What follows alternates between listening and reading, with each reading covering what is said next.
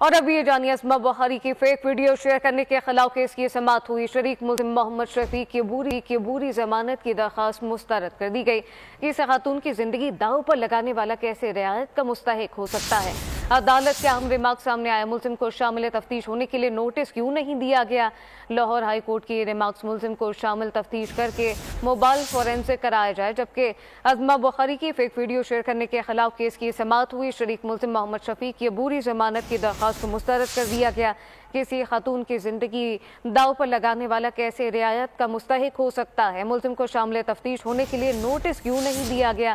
یہ واضح پوچھا گیا ہے لاہور ہائی کورٹ کی جانب سے۔ ساتھ ساتھ ملزم کو شامل تفتیش کر کے موبائل فورینسک کرائے جائے۔ تفصیلات کیا ہیں عبدالرحمان سے جانتے ہیں۔ عبدالرحمان، سماعت کا احوال بتائیے گا۔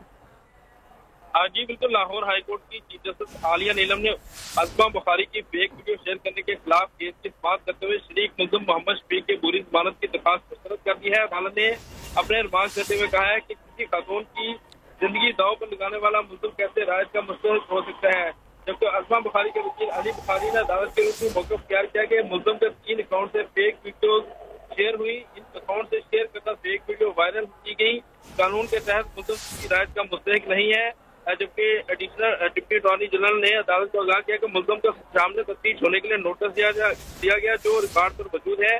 ملزم کو سامنے تفتیش کر کے موبائل حاصل کر کے فورینسک بھی کرایا گیا، جس پر chief justice Lahore high court نے ملزم کی عبوری ضمانت کی درخواست مسترد کر دی ہے۔ جی عبدالرحمان، بہت شکریہ۔ سبسکرائب کریں اور بیل دبائیں تاکہ کوئی خبر رہ نہ جائے۔